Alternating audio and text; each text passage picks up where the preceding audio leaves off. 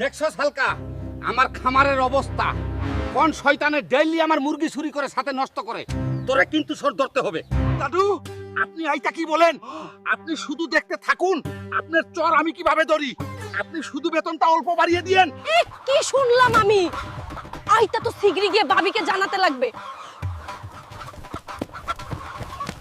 ও ভাবি, বিজনেসের তো সর্বনাশ হইয়া গেছে। দাদু তো খামার জন্য হালকাকে ভাড়া করছে, আইবার মুরগি খাবো কি করে?